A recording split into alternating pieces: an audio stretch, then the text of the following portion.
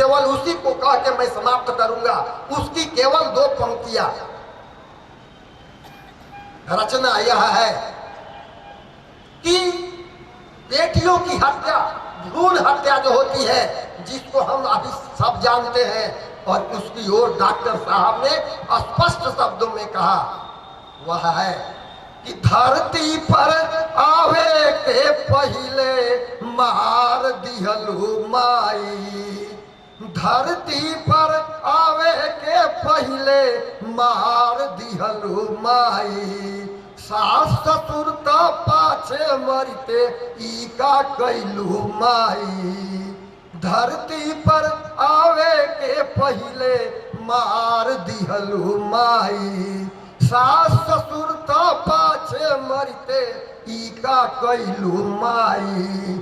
तो इस तरह से कविता थोड़ी लंबी है, समय नहीं है, तो इस तरह से इन 2 पंक्तियों में यह बात स्पष्ट होता है कि जो अभी एक संस्मरण आया सोनिया गांधी का, उसने कहा कि सास शब्द ही थोड़ा भयानक है। वही सास भी है, वही बहू है, कालक्रम में उनका विकास होता है और यह समझना काफी है। तो इस भूमिका में हम ही जीते हैं और उसका परिष्कार हमें करना है और उसको जगाने का काम हम यह कर रहे हैं, इसलिए जी ने कहा। और ऐसी स्थिति में पुरुष भी या जो भी समाज का नेतृवर्ग कोई भी होगा, वह महादेव तभी हो सकता है। कहा है कि तुम महादेव हो, इसलिए कि उसमें एक पंक्ति है शिव महिमा स्तोत्र का, तत् पानी ग्रहण परिपाटी फल विदम। पद पानी ग्रहण परिपाटी फल विदम। महादेव तुम इसलिए हो कि मैंने तुम्हारा पानी ग्रहण किया है, मेरे पानी ग्रहण के चलते तुम महादेव हो, अन्यथा तुमको महादेव, तुम में महादेव होने की कोई हैसियत नहीं है। और ऐसी स्थिति में हमारा मार्गदर्शन को करे। हमने देखा कि यह 18 दिनों का कार्यक्रम सफल कार्यक्रम हुआ और अखबार में अच्छा कवरेज मिला। मैं इसके लिए अपने पत्रकार बंधुओं का भी आभारी हूँ, उनको साधुवाद देता हूँ कि यह काम एक अच्छा हुआ। और इस तरह से यह 18 दिनों का कार्यक्रम महाभारत का 18 दिन का पर्व है और मैं इस कार्यक्रम को एक नाम देता हूँ, यह हमारा सृष्टि पर्व है, यह हमारा सृष्टि पर्व है। और इस तरह से सफलता मिलेगी, हमें पूरा विश्वास है। बस इतना ही। और तब जैसे आपने कहा कि यदि संकल्प दृढ़ हो तो कौन कहता है कि आकाश में छेद नहीं हो सकता? कौन कहता है कि आकाश में छेद नहीं हो सकता? जरा तबीयत से पत्थर तो उछालो यारो, जरा तबीयत से पत्थर तो यारो। बस इतना। बहुत आभारी। सर ने एक मार्मिक बात कही कि ये माँ, अगर मैं जन्म लेती और ससुराल जाती तो शायद मेरे सास ससुर मुझे प्रताड़ित करते, लेकिन तूने तो मुझे कोख में ही मार दिया, इसलिए यह भी मैं नहीं देख सकी। बहुत मर्मस्पर्शी तरीके से सर ने अपनी बात को रखी। बहुत आभार प्रकट करते हैं और हमारे बीच में इस समारोह को गरिमा प्रदान कर रहे हैं एक ऐसे व्यक्ति जो इनकी आदरणीय बंधुओं,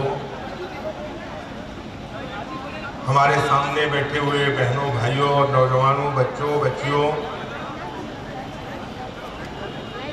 बहुत देर से ये कार्यक्रम चल रहा है। कई वक्ताओं को हमने सब प्रकार से सुना है।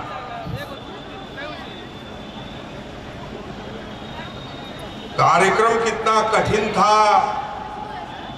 कितने दिनों तक चला, ये महत्वपूर्ण नहीं है। महत्वपूर्ण यह है कि एक नौजवान खड़ा होता है और एक ऐसे इशू को उठाकर और जागरण करने का दृढ़ संकल्प लेता है समाज को। अब ये बेटी बचाओ, ये सारे देश की समस्या है,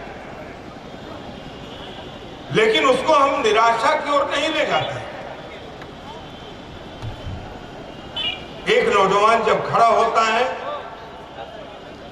तो उसके साथ चलने वाले लोगों की हुजूम बन जाती है और जमाना भी उसके साथ चलता है। परिवर्तन होता है। हमारे देश में ये विकृति है, ये हमारी संस्कृति नहीं है।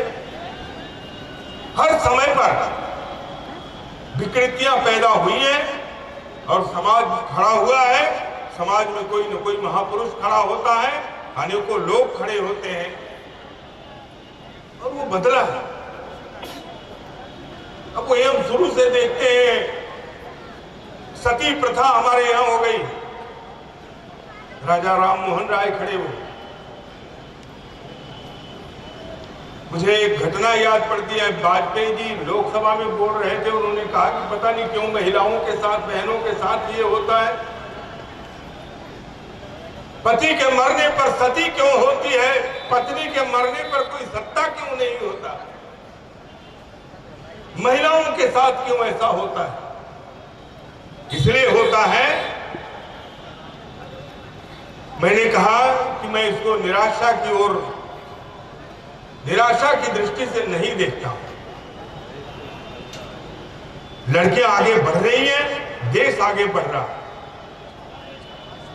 और मुझे लगता है कि उसके साथ जो सरकार ने जोड़ा है, देश भर में जो आंदोलन चल रहा है, बेटी बचाओ बेटी पढ़ाओ, ये बड़ा सटीक लगता है। पहले क्या था, बेटियों को बहुत पढ़ने की जरूरत नहीं है, थोड़ी उनकी पढ़ाई लिखाई हुई, उनकी शादी हो गई, वो जाके खाना बनाए, बच्चे पैदा करें, पति की सेवा करें, सास ससुर की सेवा करें। उनका काम आगे सोचने का नहीं है। पर परिवर्तन हो रहा है, लड़कियां सभी क्षेत्रों में आगे बढ़ रही हैं। आज तो ऐसा क्षेत्र जिसको बहुत दुरूह कहा जाता था, जिसको बहुत कठिन कहा जाता था, आज तो फाइटर प्लेन चला रही है महिला। और आज जिस तरह से जागरण है उसको जोड़ना पड़ेगा। लड़कियां पढ़ रही हैं और लड़कियां हम पढ़ाएंगे और हम संकल्प लेंगे, समाज के लोग अगर संकल्प लेंगे कि लड़कियां लड़कों से आगे बढ़ाकर हम दिखाएंगे तो ये समस्या नहीं रह जाएगी। आज भ्रूण हत्या क्यों होती है? लोग परेशान हैं, दहेज कहां से देंगे? जिसको 4 बेटियां हो गई उसके सारे जायदाद खत्म हो जाएंगे तिलक दहेज देने में। लेकिन अगर लड़की पढ़ लिख करके अगर वो अफसर बनती है, अगर वो कर्मचारी बनती है, अगर वो इंजीनियर डॉक्टर बनती है, क्या उसके साथ भी यही व्यवहार होगा? ज्यादा लड़कियां अगर पढ़ करके आगे बढ़ जाती है, इंजीनियर डॉक्टर बन जाती है, तो मैं समझता हूं वो दिन दूर नहीं है जब लड़के वाले उसके पास जाएंगे मांगने के लिए उसका हाथ। दहेज प्रथा अपने खत्म हो जाएगी। ये दहेज प्रथा इसलिए है आज की लड़कियां पीछे। मैं तो कई लड़कियों को देखता हूं, लड़कों को देखता हूं, दोनों नौकरी कर रहे हैं और दोनों ने तय कर लिया कि हम शादी करेंगे। आते हैं पिताजी से बात करते हैं, लड़का का पिता कहता है कि भाई हमारा बारात कैसे जाएगा? कहा कि वो हम चिंता कर लेंगे, आप चिंता मत करिए, आप एकदम कपड़ा वपड़ा बनवाइए और आकर के बैठिए। कहां गया दहेज? और अभी तो जो भी हो वो हमेशा नौजवान रहे। इसलिए मैं बधाई देता हूं, आप जागरण करें। हम समाज के लोग भी केवल एक इसलिए से काम नहीं चलेगा। मेरी तो शुभकामना है कि आपका ये ट्रस्ट और भी किसलिए खड़ा करें, जगह जगह पर सारे समाज में जागरण पैदा करें, बेटियों को आगे बढ़ाएंगे और ये देश आगे बढ़ेगा। ये देश संयोग से आगे बढ़ रहा है। आज हमको ऐसा नेतृत्व मिला है कि ये देश को आगे बढ़ने से कोई रोक नहीं सकता है। हमारा जो संकल्प था, हमने अपने जीवन में संकल्प लेकर जो निकले थे कि हम इस देश को दुनिया का विश्व गुरु फिर से बनाएंगे, एक श्रेष्ठ देश, एक महान देश बनाएंगे। मैं समझता हूं कि हम लोगों की जिंदगी में होने वाला है। मगर ये देश के 125 करोड़ जनता की जब हम बात करते हैं तो तो उसमें से महिला, उसमें से लड़कियां, उसमें से लड़के, हम सबकी अभी एक बड़ा घटना बड़ी सुखद हो गई। बताइए कि क्या करना चाहिए। एक समाज, एक घर में हो, हम शादी करेंगे और फोन पर भी, और अगर सपने में भी हम तलाक तलाक 3 बार कह देंगे तो तलाक हो जाएगा। आप क्या चाहते हैं? कहा कि भारत का संविधान कहता है कि महिला और पुरुष में समानता रहेगी, इसलिए किसी भी हालत में महिलाओं के साथ अन्याय नहीं किया जाएगा। और भारत सरकार ने कहा कि नहीं, उनके साथ भी वही व्यवहार किया जाएगा जो देश के कानून में दूसरे महिलाओं के साथ है। महिलाओं की, इस देश की रक्षा होगी, यह देश शक्तिशाली बनेगा। इसके साथ सब नौजवानों को खड़ा होने की जरूरत है।